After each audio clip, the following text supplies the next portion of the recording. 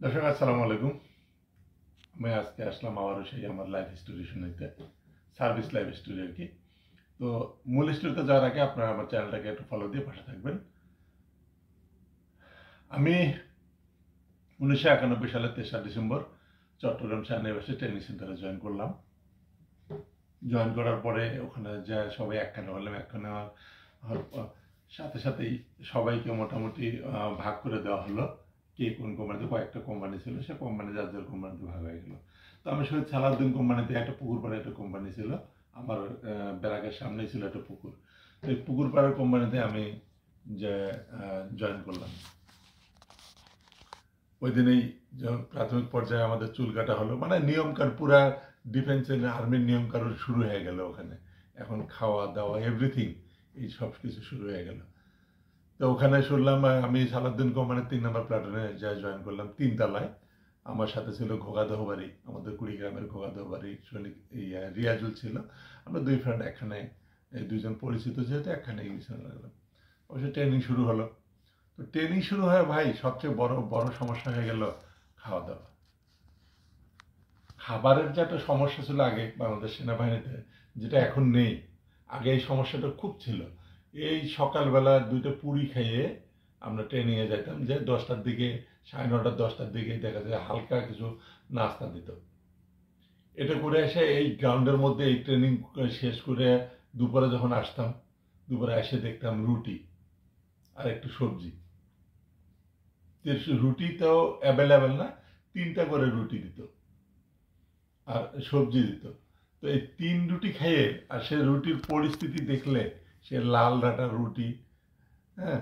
তো এই আটাগুলির মধ্যে এক ধরনের একটু পোকা ছিল। তো আর্মিতে তো অনেক লোক, এত লোকের মধ্যে গুলো বাছাই করা সম্ভব না, চালানো অত সম্ভব না। যে অবস্থায় থাকে ওই অবস্থায় মোটামুটি ওই রুটি বানাতে, যাই হোক, যখন পেটের খিদা থাকে ওই দিয়েই খাইয়ে দিন পার করে দিতাম। আরেকটা জিনিস সমস্যা ছিল প্রথম প্রথম অবস্থায়, তারপরে ওটা টাকা থাকলেও কিনে খাওয়ার কোনো ওয়ে ছিল না। হ্যাঁ, একান্তই যাদের এই ব্যক্তিগত কোনো ইষ্টপষ্ট থাকলে সেটা তাদের, তবে খুব হার্ডলি ছিল, আরপি লাগানো থাকতো, ক্যান্টিনে যাইতে দিত না, নবীন দিত। যার কোনোভাবে এইভাবে ট্রেনিং চলতেছে।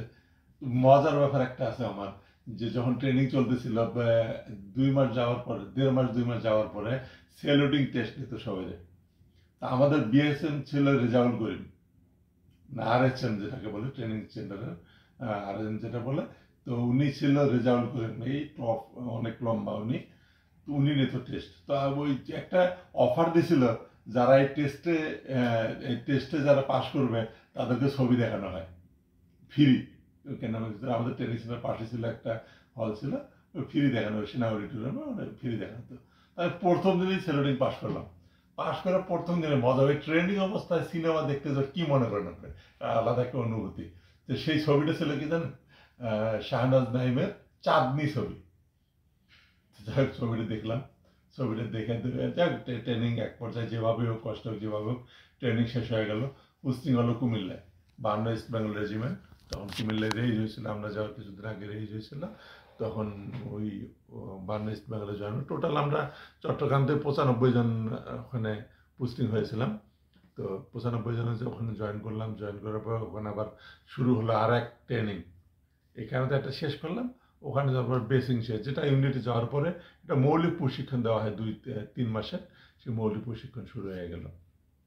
সেখানে আমাদের প্রাথমিক পর্যায়ে দায়িত্বে ছিলেন হাবিলদার ফাতেমি। তো উনি দায়িত্ব নিয়ে বেশ অনেক সহজ সরল একটা মানুষ ছিলেন। তো উনি মানে খুব বেশি সহজ সরল ছিলেন আর কি। যাই হোক, এরপরে আমাদের ওনার পাশাপাশি আসলো হাবিলদার খয়বর, ওনার বাড়ি ছিল লালমনিরহাট। উনিও আমাদের সাথে ট্রেনিং স্টাফ হিসেবে জয়েন করলেন। আরও কয়েকজন জয়েন করলেন। করার পরেই যাক আলহামদুলিল্লাহ আমরা বেসিক ট্রেনিং কমপ্লিট করলাম। বেসিক ট্রেনিং কমপ্লিট করেই আমাদের ছুটি দেওয়া হলো, ছুটি কাটলাম। ছুটি কেটে এখন আবার নতুন করে জয়েন করলাম। যাক, পরবর্তীতে বাকি অংশ পরবর্তী ভিডিওতে জানানো হবে। আপনারা পাশে থাকবেন। যদি ভালো লেগে থাকে অবশ্যই একটা লাইক কমেন্ট শেয়ার করে পাশে থাকবেন। ধন্যবাদ সবাইকে। আসসালামু আলাইকুম।